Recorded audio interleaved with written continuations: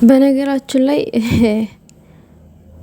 እኮ ምንም የሚገርም ነገር አይደለም ብሩኬ የቀረባት ይቅርና አይደለም ብሩኬ አብሯት ብዙ ጊዜ አመታት ያሳለፈ ይቅርና እኛ በርቀት ሆነን ስልካችን ላይ ስለ ሀይሚ እንመሰክራለን ከልባችን ማለት ነው። ሰላም ጤና ይስጥልኝ እኔ ቻናል ተከታታይ ሰላማችሁ ይብዛልኝ በያላችሁበት።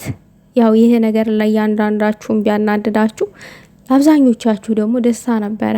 እሱ ምንድነው ትናንትና ላይ ብሩኬ የሰጠው ምላሽ በጣም አስደናቂ ነበረ።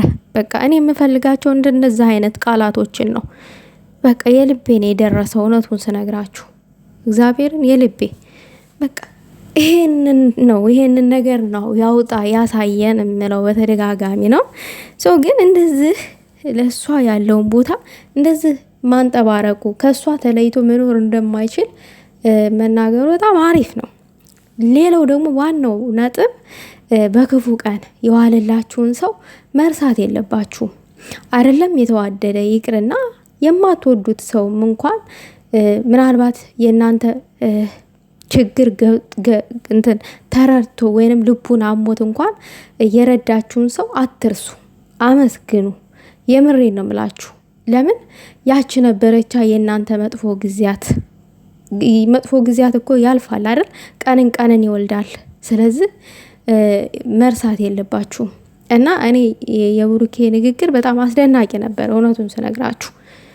ነገር ግን ያው ምን መሰላችሁ ሀይሚ አይደለም ብሩኬ አጠገቧ ያለው ይቅርና ብዙ ወንዶች ብልህ ወንዶች የሚመኟት ሴት ናት። ልክ እንደሷ ብልህ ማለት ነው። ከንፈራቸውን የሚነክሱባት ናት።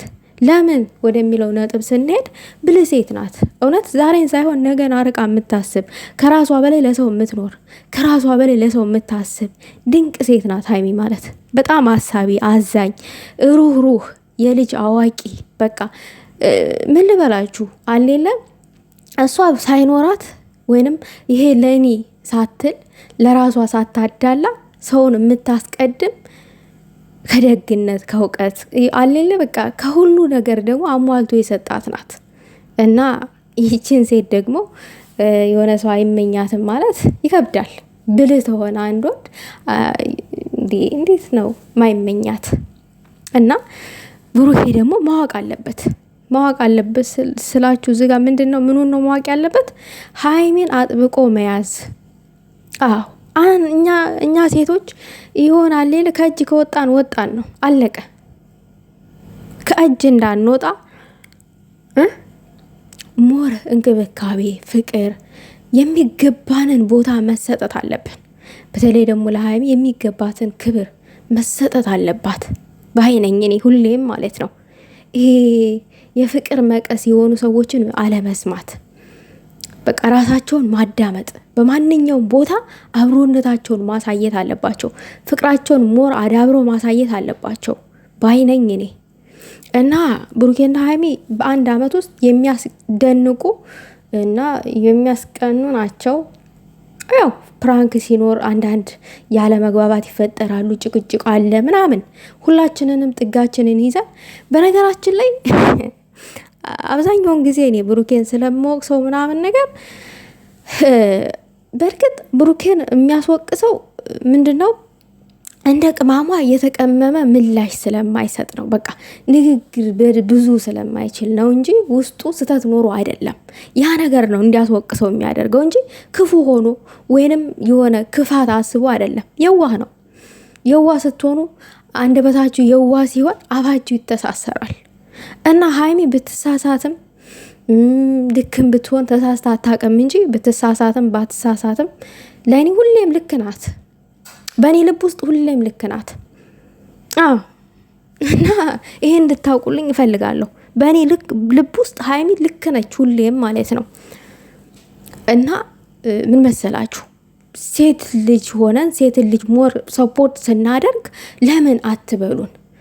ኖ ሴት ልጅ ወንድ ልጅ እኮ ወንድ የሚለው ቃል በራሱ እኮ ይሄ ትልቅ ቃል ነው። እንደ ቀላል አትዩት። ወንድ የሚለው ቃል በራሱ በጣም ትልቅ አገላለጥ አለው። በውስጡ ትልቅ መልእክት አለው። ወንድ እና 3 ፊደል መሆናቸውን ብቻ አትዩ።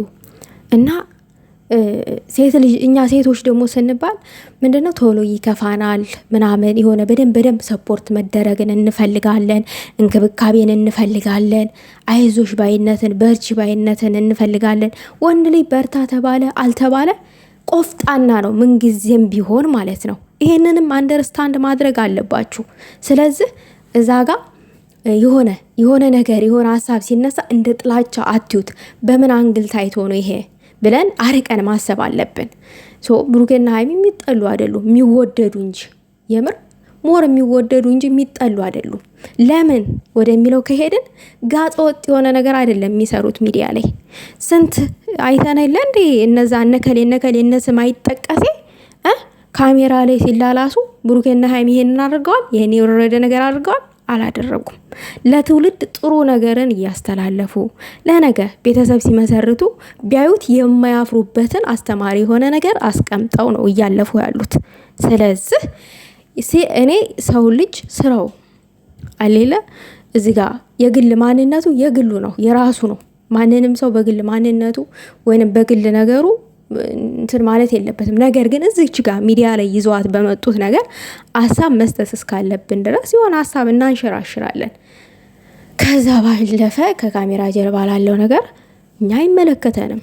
ይኸው ነው እና ከወደዳችሁት ሀሳቤን ኮመንት አስቀምጡ፣ ላይክ ሼር አርጉ፣ ሰብስክራይብ አርጉ፣ ቤተሰብ ሆኑ ማለት ፈልጋለሁኝ።